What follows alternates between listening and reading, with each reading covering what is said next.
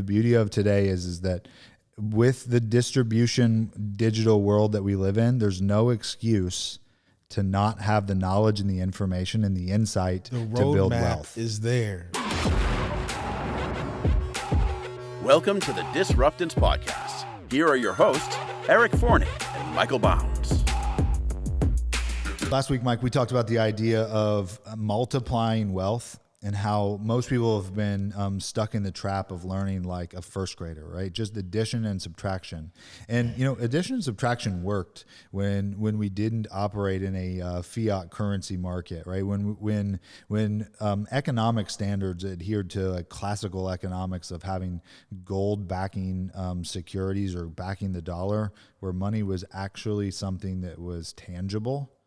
Here in America, where U.S. dollars were a representation of some item of value. Unfortunately, though, we no longer live in that era. In right? Fort Knox, a gold bar. That's right. We no longer are in the Fort Knox era of U.S. dollars, which means the idea of operating on that same way of thinking is what is most antiquated. And so, my thesis was that the way to get less wealthy slowly is to believe that we should look at money from a mediocre perspective of thinking about total money invested plus risk plus patience is the slow game of losing wealth. That's your dad's way. That's right. That's the best boomer way of thinking about wealth building. Yep. And unfortunately, with modern monetary theory and the petro-backed dollar that we operate with today, that's the slow way of becoming less wealthy, especially now on the runaway train of inflation. Yeah. As you know, we talked about inflation on this podcast multiple times before others got on board to at least acknowledge the existence of real inflation numbers. And even now at 6%, it's still artificially suppressed. We know that inflation is actually much higher than that, but at least the Fed is now claiming it's at 6%. Mm-hmm. And they're at least acting like they're concerned about it. We're talking about it finally. Yeah, we don't think that any changes will actually happen. I'm in the camp that the government will continue just to print more money, because when the tapering occurs, the velocity will continue to suffer, and then we start this inflation spiral, or we accelerate the inflation spiral. And so I think that what we'll find is that it will continue to get worse before it gets better. So multiplying becomes a pivotal thing that we have to keep in mind when we think about building wealth in a new or a different economic market like what we're in now. And so we talked about last week then the idea of how to multiply it, which was to buy assets that cash flow or increase in value that outpace inflation over time. Okay. And so that's assets plus cash flow over time. Okay. And you have two beautiful things happen. You're cash flowing and you're building equity over time. That's right. And so you could also look at it and say, okay, well, the S&P 500 doesn't get me cash flow. However, in this particular instance, maybe the thing that I would argue against is that the S&P 500, while it doesn't get you cash flow, it does significantly historically outpace inflation. Right. And as a byproduct, you can use that for future cash flow if needed. Okay. And so at minimum, we should have an asset that appreciates in value, and if it can bring you cash flow, that makes it even better over time. And so a Pokemon card or a Michael Jordan card are technically an asset. They don't bring cash flow, but the rate in which they've gone up in value. Yeah. I saw a pair of J's just sold for like $600,000 or something crazy. So that's a pretty good investment, right? Yeah, I can't remember what it was. Yeah, art has been an asset class that outpaces inflation over the last 3 decades. Now with technology, you can fractionalize the purchasing of art. And so art could be a way that you could have an asset that creates an appreciating benefit over time. obviously real estate is an asset that creates cash flow that goes up in value. Plus there's tax benefits, plus cash flow that continues to benefit over time.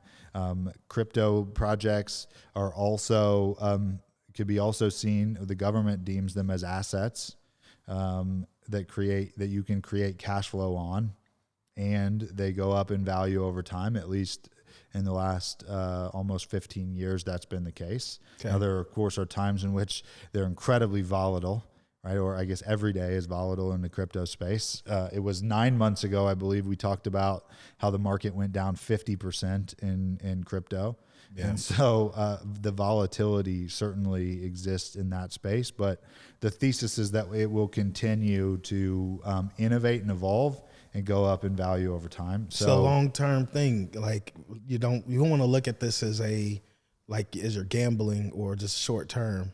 I mean, this is a long-term. That's thing. right. Unless you're trading, right? Unless your goal is to trade in and out of something, which means you're a day trader. That you better be talented and know how to trade or learn how to trade, because most traders, I believe it's almost 90% of traders lose money. And so trading becomes something where you have to be adept at doing that. And when we think about multiplying it, then it's thinking about understanding what niches are you going to focus or follow that you believe will have a multiplying benefit in the future. For instance, I think on our conversation on the last episode, I talked about investing into carbon credits. Yeah. That's a market that some anticipate will 100x in the future, because as we continue to push towards a greener climate, that market will continue to grow in its market cap value. And so maybe for someone that's an industry that you're passionate about, that you're interested in, and then that you want to somewhat play the casino of the future in. Yeah. Blockchain, there's a ton of them. I know, okay, so you guys, I mean, a lot of people work for companies, they work for places, and they're excited about what's going on in their company. I used to work for a builder, and so it was natural for me, like I geek out on builders. So if I'm going to buy stock, I know what's going on. I'm selling this stuff. I see that everybody's sold out, so it'd be a great investment for me to, if that's something that I want to invest my time and energy in understanding what's going on in that particular market or that niche. Absolutely. And so we have to, in order to multiply it, we have to have kept it, or our goal is we either have to have kept the surplus that we have, or we want to keep the gains that we make through multiplication. And so I determined that the equation for keeping money is emotions plus automation plus expenses and then asset protection. Okay. And so the emotions piece are that I need to have a predetermined goal or thesis, or like an enter and an exit strategy. Okay. And a number that I want to get to, because what I want to do is be unemotional about the decisions that I make. Oftentimes, the best way to be unemotional is to predetermine them so that you can follow your own predetermined plan. Got it. So that in the middle of the night when the crypto market crashes 50%, you're not FOMOing out of it and just paper handing out of the market, right? And so in that particular instance, because my conviction was higher, I bought more. Right. And rather than selling, you have to decide how will you react when that takes place, and have that set beforehand, because when it happens, you don't want to make that decision out of emotions. You want to make it out of logic. Yeah, and so then you can even further automate it. Yeah. Right. That says, okay, I could go in then and set orders or whatever to buy if it goes down by 50%, or buys if it retreats by 80%, or whatever that number is. Right. Okay. Automation can be one of the best ways for you to not get emotions caught up in your multiplying wealth journey. Another way that you can automate it is, right, you could have money taken out of, for instance, for our car payments. I have money that goes into our living account, and money that goes into our car payment account. That comes automatically out of each paycheck, so that I don't have to see the money ever show up and then think about where I want to allocate it. Automate it. How are you going to use automation to route money whether that's money that you're going to save, invest, or pay your bills. Nonetheless, you need to have those automation strategies already built in so that your emotions never have to come into play, or so that you don't even have to think about whether you saved or invested this month. And then, of course, you can, and Mike Tyson has proved, so many others have proved, you can actually spend more money than you make, regardless of how much money you make. And while expense management is not sexy, and expense management is not exactly the way to wealth building, it can be the way to losing your wealth. Wealth keeping. That's right. Yeah. And so expense management is going to be one of the best ways to ensure that you keep it. Like Jeff Bezos doesn't have to worry about expense management because he's so far on the extreme of wealth multiplying that he could get a divorce, give a large chunk of his wealth away, and still be wealthier the next year. Yeah. Which is bananas, by the way. Yeah, that's insane. And so it also demonstrates, though, that you can't save your way to wealth building. You can't cut your Netflix on your way to wealth building. It's active. Like I feel like everybody feels like wealth building is passive. Like you just put your 10% back and you'll be wealthy one day. And the problem is that if you can't save enough. Yeah. Like, absolutely. Like I brought this up in the show. We were doing our prep. Like I bought two subs, two $5 footlongs, and it was $25. Like that's a lot of money, and you can't save that. You have to go out and proactively. When they tell you to buy, you sell, and when you sell, you go buy. Yeah. When there's a recession and that's right. They were selling houses. You can buy houses for $60,000. Go out, and everybody was selling their house. Go out and buy them. Yeah. Absolutely. So, anyway. Yeah. I mean, that's the Warren Buffett thesis, right? Is you like, if they're scared, be greedy. Right. And so, that's a perfect way to understand it. And, that's one of the most effective ways to multiply your money is to multiply your thinking. Someone had to go out and invent pool noodles. Right. And so someone thought differently about solving a problem. We talked about someone put wheels on rolling luggage. Someone put zippers on leather bags. Yeah. Someone changed thinking to go multiply their wealth by finding solutions to problems of everyday life. So thinking differently is one of the most effective ways to multiply. And then changing the people that you surround yourself with. Amen. And the people that you allow to have conversations with you or around you is one of the most effective ways. And, it's interesting because oftentimes the people you surround yourself with comes at a price. And the difference between between being wealthy or not is oftentimes the price you're willing to pay that it costs to be around those people. Honestly, man, it's just the way I always say this. You hang out with 5 millionaires, you'll be the 6th. What it is you change the way you think. Yeah. And I say that at 100%. And by the way, I say it comes at a price because oftentimes, in order to be around a certain group of people, there is an entry price at some point. Yeah. I think that like I'm in an entrepreneurs group. I pay every year to be a part of GoBundance.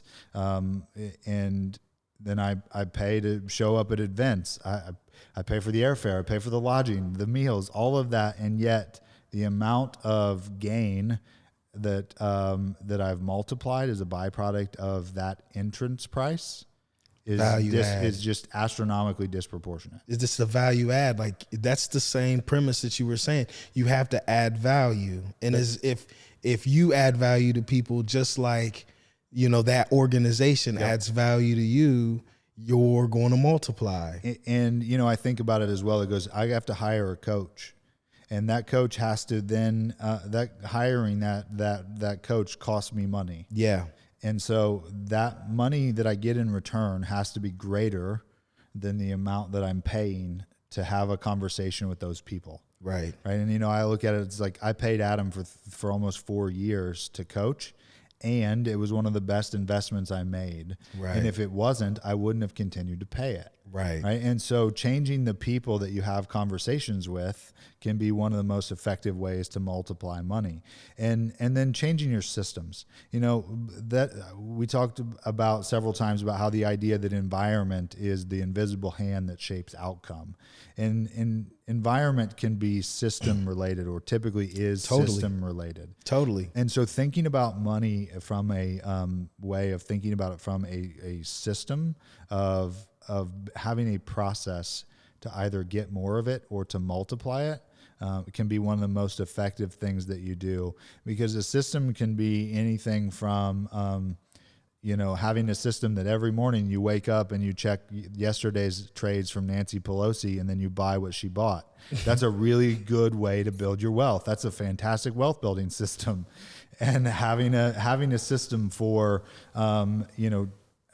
whatever habits or behaviors that you can automate to build wealth is one of the most overlooked things for wealth building. Honestly, we all have systems, Yeah. whether we're aware of the systems or not. So if you want to build wealth, mimic the systems of wealthy people. Or don't, like, if you're not going to be wealthy, you're following a system of not being wealthy. Yeah.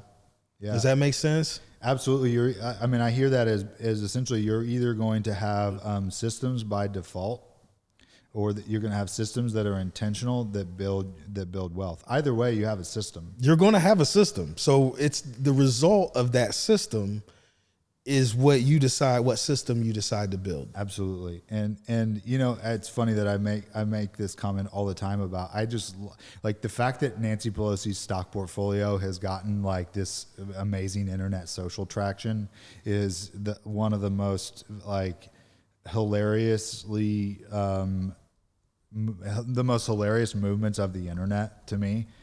Like there are literally apps that are built now that just follow and buy the stock trades of the Pelosi portfolio. Because when you outperformed every single large hedge fund manager in the market, people will find a fascinating coincidence and build a system to go trade and mimic precisely what the best traders on the planet do. And when Pelosi was one of the best traders, people will follow it to multiply that wealth. There you go. And so that's the best part, though, about understanding that if it's working for someone disproportionately, someone knows something or does something different. How can you, instead of thinking that you can't go do the same, how can you instead change the thinking to go, okay, what is that person doing that I could then mimic or mirror in order to also multiply their wealth? And so to me, that is one of the most ingenious things that has come out of the pandemic, is now all of the accounts that track and monitor and trade like senators and congressmen, because I think it should. Your I politicians, think that they should be held accountable. I think that you should know there should be transparency. I think that that's what's not happening. Yeah, and that's what's amazing is that when you look, there's a site called Unusual Whales that has all of the trades for politicians, and it tracks them all simultaneously, and they show how much Congress and Senate has outperformed the S&P 500 and hedge funds, and it's alarming. But the beauty of it is because of the availability to information today, you can go do that exact same thing. Mm-hmm. You can take insider trading information, whatever they call it now, that's not that, dude, you can go do the exact same thing. What's that? So man, you gonna get? Yeah, that's the last we ever heard of Eric. Thing. Right. What's crazy though is that it's all systems or models, and they're gamifying. So like right. Anything what everybody is doing, you can figure out what they're doing and mimic and model what they're doing. Yeah, absolutely. I mean, we've talked about it even during the taxation, even during the pay no taxes episode we did of podcasts, right? Yeah. We talk about all the tax credits that Donald Trump got prior to being in office to pay no taxes. All of those things, the beauty of today is that with the distribution digital world that we live in, there's no excuse to not have the knowledge and the information and the insight to build wealth. Is there like there's blaring lights on saying where these loopholes are, and that's what you're saying. Absolutely. The former president took advantage. Paid no taxes. He paid no tax, $700 or something. The Speaker of the House outperformed the market by 2x. There are roadmaps to following that playbook. Yeah. And so after we understand that we keep it by automating it and by multiplying it, then we have to think about how do we transfer wealth. And this is the unsexy part of wealth building, is the idea of protecting it so that you can transfer it. And there are a lot of different ways that you can choose to transfer it. And that's for each person's preference. Someone might choose to transfer it to the Humane Society or to whatever social cause is important to them. They might transfer it to the Carnegie Libraries, or the Clinton Foundations, the Bill and Melinda Gates Foundation. There are all these different ways that you can transfer it. But typically the first one is you have to have a will. Right? You have to have a predetermined what's next for assets, and then a trust. Right? And so that you're creating some privacy, some certainty, you're minimizing your liability. And then, of course, insurance products, right? This is the fastest way. One of the fastest ways to lose money is to lose it due to liability, or lose it due to health. Or loss. Lawsuit. Loss of health, loss of life, loss of where you're sued and lose it there. So having insurance products can be a really a good way to transfer it. Having corporations, so there is the ability to have some benefits of taxation and some benefits of privacy and liability, and then having marital agreements. And one of our mentors, Gary Keller, talks about the best way to avoid having marital loss of wealth, or to protect it, is to have prenuptial agreements and post-nuptial agreements. Right? Is that that you would actually have a predetermined way in which this is actually how it was done with Bill and Melinda Gates, was that they had already determined what was going to happen with their assets and with their wealth while they were still married. If they were divorced, this is how it would be divided. And so while being proactive and having a plan. That's right. And not being emotional about the plan, by predetermining the plan. Exactly what you said earlier. Taking the emotions out of the situation. Because when you're in the divorce, now you guys are talking about money and everybody's emotional. Well, Mike, that leads me to my next one. One of the best ways to lose money is by who you marry. Right, is the quickest way to lose 50% is typically through divorce, and then of course the next most common way is health. Right, so loss of health can be the most devastating thing for someone's ability to earn income, and as a byproduct then multiply or build wealth. I also think one of the fastest ways to lose money is how you think. Right, are you thinking about scarcity? Are you thinking about loss? Are you making decisions from a perspective of lack? Because oftentimes focusing on lack gets more lack. Focusing on scarcity gets more scarcity. And I hate that, because it is the most cliche social media, Instagram influencer BS. It's true though. But it is true. It is true. Like you read I'm going to bring up The Secret. Like you are like, it is what it is. Like, you get what you're putting out in the world, and when you're thinking like that, you get that back. And it's because you take actions that are in alignment with that thinking. Right. It's not because you think it into existence, but it's because you think it and then act in a way in which either is abundant and multiplying, or is scarce and lacking. Right. Is it the chicken or the egg? I had a lady that's always sick. She's always talks about how sick she is. Is she always sick, or is she always speaking that into existence? Yeah, and that's a whole different rabbit trail that we could go down. But there's an amazing study about the placebo effect that was recently on a podcast that explained, has a like sister podcast where they talk about like running the placebo effect and how incredibly powerful it is on health. in a way in which most of us, we've heard that placebos can be really hard to measure, but they go even more in depth to share they'll tell people that it's a placebo before they take it and still get the placebo effect. It still has the effect. That's crazy. And so even when the you mind know is so powerful, man. It's just like the LeVar Ball. Like he kept, they're the greatest. They're the greatest. Yeah. They're the greatest. And now everything that everybody was laughing at, he's got it. He's making more money. They got shoes. They're doing their thing. So the reverse of that happens. Like, I'm broke, or I'm sick.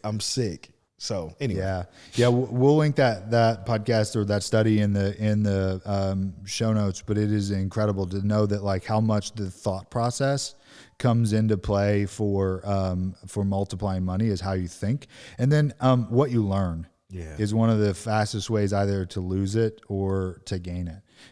If you're learning things that are antiquated and slow, or you're learning things that are potentially not applicable or not current events, out of scope. In order to have wealth, you have to be focused. You have to focus on your whatever that focus is. And if you're out here, you're not going to achieve what it is you're trying to achieve. That's right. And then one of the other ways to lose money is on who you hire, right? And there's a lot of ways that we could unpack the idea of who you hire around losing wealth, because that could be you hire a corrupt financial advisor or someone who's an executor of your estate. And we've seen, unfortunately, that happen time and time again. There was someone who hired Bernie Madoff, right? There are a lot of people, in fact, billions of dollars worth of people hired Bernie Madoff, and that money was then lost. And so who you hire can be one of the ways in which you lose. And then the cost that you allow. And so some of the costs that you allow could be, costs of potentially like fees. Fees to manage a portfolio or fees to build wealth, or the costs of opportunity costs. Yeah. And that's one of the most interesting things about the idea of the cost that you allow. Understand that if you had bought Bitcoin in 2010 and held it in your portfolio, you would have outperformed the S&P 500 and most major hedge funds. And so the cost that people didn't allow was the opportunity cost of not investing into disruptive, innovative technology. Yeah. And by thinking that, hey, that's too risky, they missed the opportunity cost of multiplying wealth building, myself included, by the way. I never took the time to even bother learning what it was when I first learned about it, right? Yeah. And so cost doesn't have to be just fees. Cost could be opportunity cost that's lost. The interest that you pay, obviously paying high rates of interest on credit cards or student loan can be one of the biggest ways to lose wealth. And then inflation. Inflation is theft. Understand that like when you experience inflation, that you're losing money. Mm-hmm. You're losing buying power by having inflation, or by having your money or your wealth not stored in assets that inflate as inflation also simultaneously thieves your buying power. Yeah, it's crazy, but I don't really feel like people are like, man, everything is expensive, but I don't think they understand why. Not only do they not understand why, but they're also not then taking action against the why. Yeah, they're not, if you don't know that true. It's inflation, you don't know why you just paid $25 for a $5 foot long. You don't, you just complain about, I keep seeing on Facebook, people bitching about their gas prices on Facebook. You can either complain about it or you can take action and do something. That's right. That's right. And the taking action and doing something is probably not going out and buying an electric vehicle if you're just looking at like, how do you solve the systemic inflation problem, right? Right. That's just one sector that you're seeing inflation. You're seeing inflation across the entire spectrum other than clothes. Yeah, everything but clothes. Clothes, you still buy clothes for $2. That's right, because the pandemic didn't inflate the buying of clothes. There's a lot of supply because people started wearing sweats everywhere. Right. There's a big supply of clothes laying around. So, and when you look at food, you're seeing this mass consolidation and what amounts to being like anti-consumer practices. Yeah, with like the meat. That's right. The meat there's packing like industry. like Tyson. So see that consolidation and anti-cooperative practices are causing inflation along with monetary printing. So I feel like it's an opportunity. They say, okay, now's the time for us to all come together. And then now we can, because of market forces, we can then restrict supply and then further drive up the cost of our product. That's right. That's right. Yeah. Look, the lumber industry, as you know, skyrocketed in prices, and it's interesting. The mills had their highest profit because they didn't drop the price. Even though lumber went up, now lumber's back down. But guess what? I still gotta pay high ass prices for lumber. And so because so many people will accept it, there's no reason to do anything different. That's what like the cereal boxes. Like your cereal box is the same, but the amount of food that's in the box goes down. What do they call that? Hidden shrinkflation. Yeah. So because it is tolerated. Yeah. People get less wealthy so slowly they think they're still winning. Yeah, and they're sinking in quicksand. That's right. It's like we talked about in our inflation episode. I believe it was Dude, we've been talking about inflation for months, y'all. I'm just now seeing it on the news. Yeah, we've been talking about what's going on here. Yeah, and sorry, I cut you. You're 100% right. It's the example of understanding that you're on a boat that's taking on water. And then you have to decide, are you going to just keep trying to drive faster and think that you're going to stop taking on water if you drive the boat faster? Or are you going to figure out how to bail water and then reinforce the boat? That's the difference, is that you can go, damn, we're taking on water, and realize that eventually you're going to sink. Mm-hmm. Or you can try to drive faster. You can try to get more money, but you're still going to take water on by driving faster. So that's still not going to fix it. Or you can bail water and reinforce the hull. Right. Those are the only real options that exist. Unfortunately, most people are going, damn, we're taking water on, and they just keep going. Yeah, it's the craziest thing. And so I noticed it on from a news perspective. Like, we've been talking about, I know for a year, about how the dollar is now worth, well, a while ago it was like worth 80 cents. I don't know what it would be now, but you just have to be super aware of it and put actions and plans, and don't do the status quo. What got you here? We're not in that economy anymore. No, we're not. What we're doing now has never been done before. So you have to act differently. Yeah, and unfortunately, there's nothing that will. There's nothing on the horizon that makes us believe that that's going to stop. Yeah. Right, is the buying power of the average American is continuing to go down as we see wealth inequality hit its all-time high.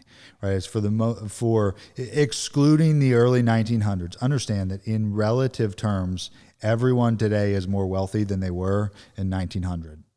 Right, if you have a flat screen TV and a cell phone, you were officially more wealthy than you were in 1900 when we were still on horse and buggy and there was no indoor plumbing. It was an outhouse. You had to go to an outhouse. Right. So understand contextually that was that's old school wealth building, and that we're significantly more wealthy today. We're using those models and systems to acquire wealth when they were using outhouses. That's right. That's right. And so we're in a totally new economic market, and there's a lot of argument and debate and amongst economists, which are essentially the equivalent of reading the horoscope or checking the weatherman.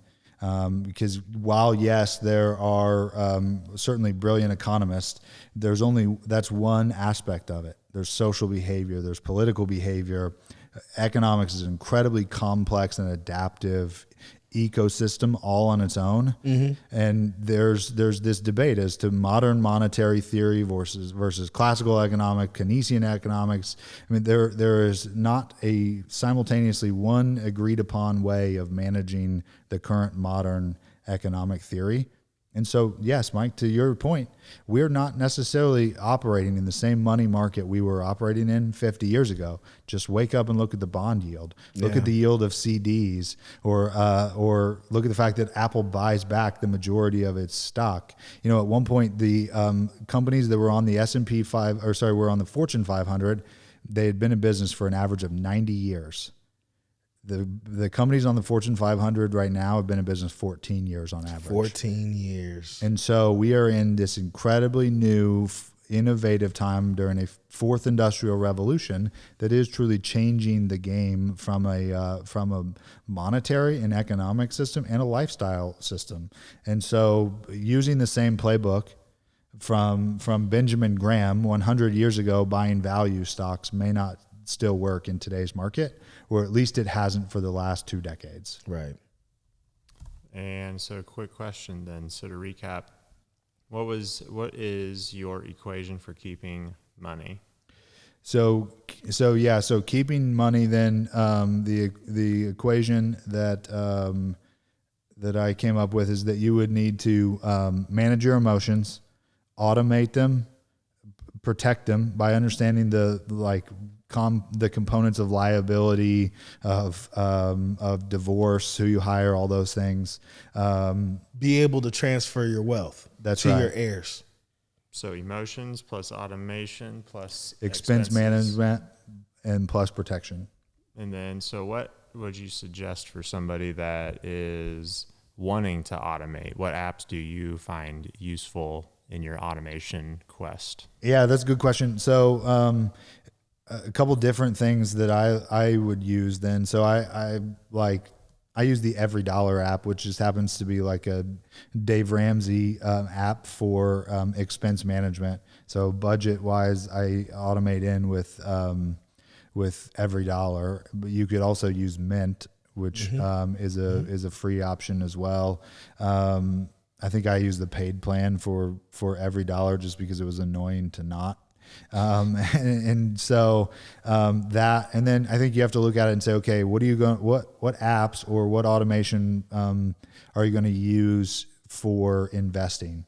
You know, obviously if you've got a retirement account or for whatever company that you may or may not be with, how are you going to automate either investments into your IRA or into your 401k, and then whatever automation systems come with that. If not, then I would say what we automate in, whether that's a Vanguard or a Robinhood or a Coinbase or any of the different investment vehicles, automate in recurring buys so that you're dollar cost averaging on a weekly or monthly basis, and then automate as many other like expense saving items as possible that you can. Maybe that's automating prescriptions through Amazon's, recurring prescription service, or maybe like we automate our groceries or as many of them as we can so that they recur on an interval. That way we don't have to like think out of emotion to go buy things that we don't need. Right. If we can set a what we want to buy up front and then automate it on recurring, then one, I don't have to expend any energy capital, and I don't have to expend any like additional cash capital buying things that we didn't put on the list to recur anyway. Right. What do you say about like doing an audit on? Because what happens is you have all these subscription services now. Yeah. Like, do you do like an audit on your expenses on a regular basis to make sure you're not paying out any additional subscriptions or anything like that? I do. And you know what I found though is I used to do it almost like every day or at minimum every week. And then I found that like it puts me in a pissy place mentally. So I've scaled it back because of what it does to my mindset. Got it. Because it gets me thinking, like this is like each person has to decide how it works for them, right? I mean, if it doesn't piss you off the way it does me, then maybe you could do it. Dude, it's crazy how like, man, how am I paying these people? I don't even know who these people are, and all of a sudden they're taking like $2.99 a month for the last however many months. And so one thing that I've scaled my checking, so on every dollar you can drag and drop your budget expenses, and so I would go in every day and drag and drop them. But it used to got me too focused on what we were spending instead of focused on the multiplying part of it. I scaled it back to do it less frequently, but each person's got to determine how that works for them. And then, one thing, Mike, that I do, and this is probably not the popular thing to say, but I'll cancel credit cards or lock them. So most of our credit cards, like our business credit card, stays locked 100% of the time, which means that when somebody needs to get paid next month for one of those recurring expenses, you have to actively go out and do something. That's right. In order to. It either declines, or I get an email in advance that says, "Hey, time for this payment to be due," in which then I can go in and unlock it and make the payment. Got it. But I'll either cancel them or lock them. The fastest way to get rid of those things is to cancel credit cards or cancel accounts. Yeah. That might sound drastic, but that's the quickest way to do it. Well, and one thing that I do is once a year I lose my credit card. Yep. So then when you lose the credit card, they have to issue you a new. Yep. The account stays open, but they issue a different number, and then it's going to decline. Yeah. Sorry, that's the best way. That's the better way to do it. Unless there's recurring expenses. Sometimes if you have recurring drafts, that won't work. Yeah. Because they'll open it back up. Yep. Yeah, because the account still exists. So they'll be like, oh, this is what it was meant for. Yep. And they'll find your new account. Yep. And that can be convenient if you wanted to keep it, and really inconvenient if you didn't want to continue that recurring expense. Right. Got it. And so a lot of times the best way to do it is have your card get rejected.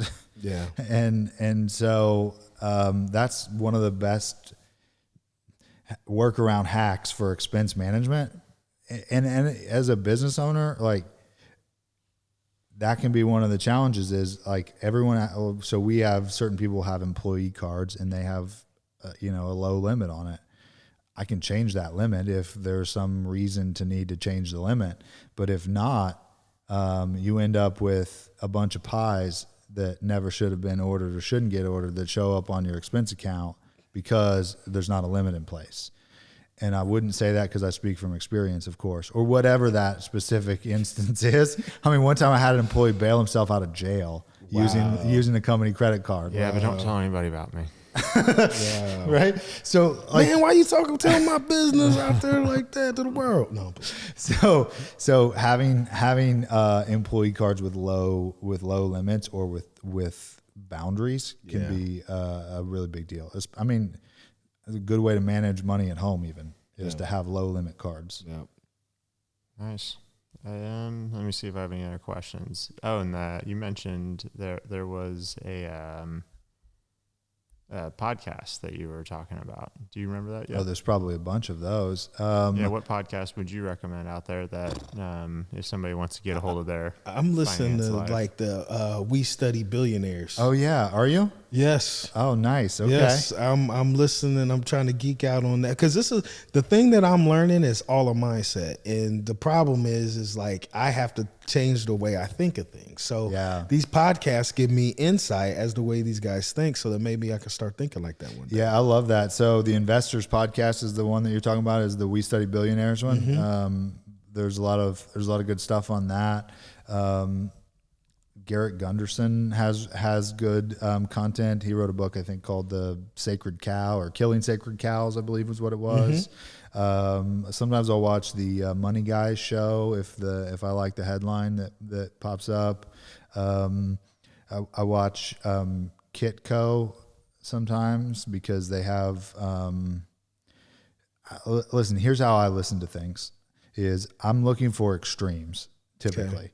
And so I'm looking for extremes and I'm looking for propaganda language. Okay. So understand that.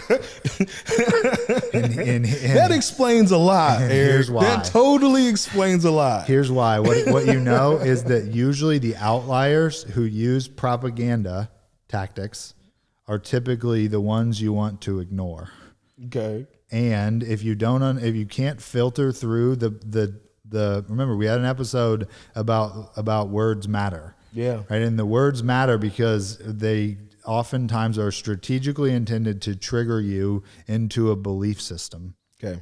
And so what I believe is that anyone who uses words that are meant to trigger you into belief system has an ulterior motive or an agenda. They're already playing their hand because of where the position, the words, the verbiage. That's right. The goal is to manipulate towards a bias. To get you to go somewhere. And so what I know is that if I find something in the extremes with words that are intended to manipulate or propaganda, then there is something underlying to that is trying to drive a bias. So I look for the outliers on each side of the spectrum so that I know where the out of bound lines are. Okay. And then there's something typically on one side or that's skewed more progressive or more left or right of center that is likely the better route to go. So for instance, like I was involved in metaverse projects before Zuckerberg decided that he would change the name of the company.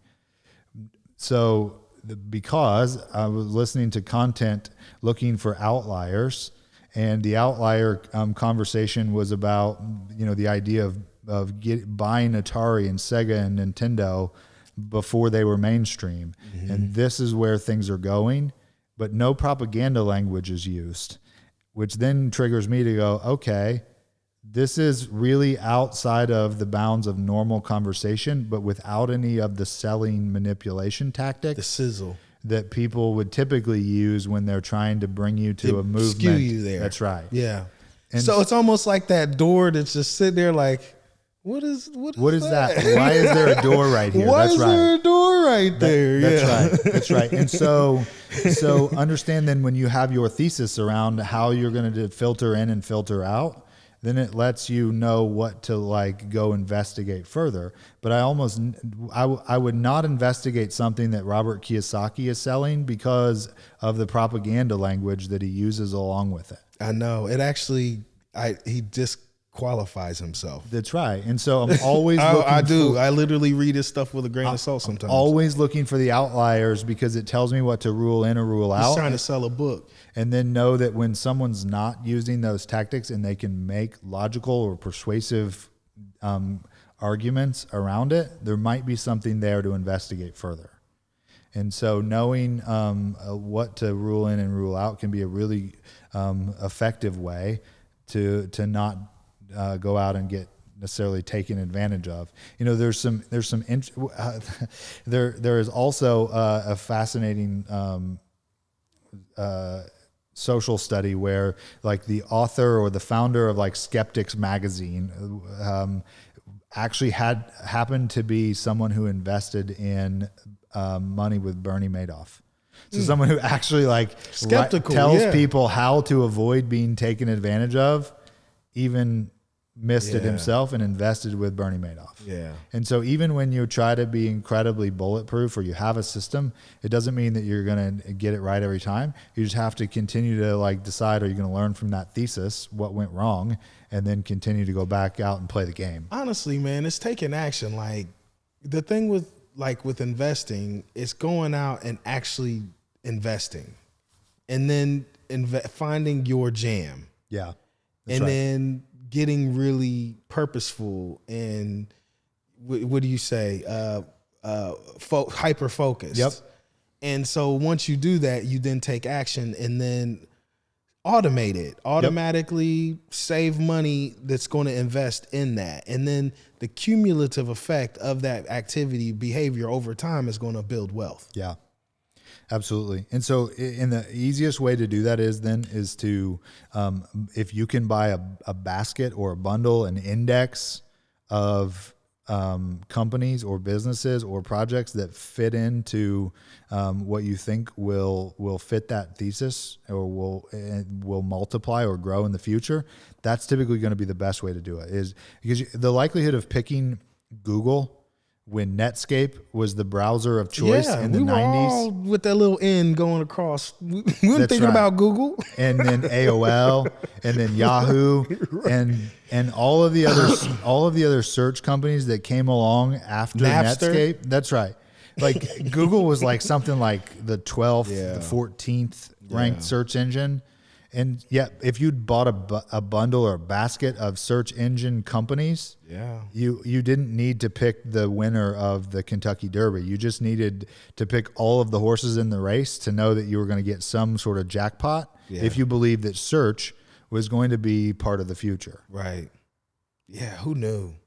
I used Cha-Cha. Do y'all remember Cha-Cha? Yeah, heck yeah, dude. Yeah. Tyler is like, what's Cha-Cha? Do you know what Cha-Cha is?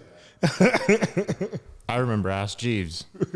I do. I remember Ask Jeeves, a commercial. So like in my case, like I've invested in metaverse, but in a metaverse fund, not in like going out and trying to pick the winner of every horse race. Right. Because the reality is it will evolve so much over the next 2 decades that getting it right is nearly impossible. The likelihood of you buying Apple stock That's back in whatever is crazy. It was crazy. But if you're diverse and you're in the area and you have focus, you'll be able to see when Apple stock develops before other people will see it because you are in that area.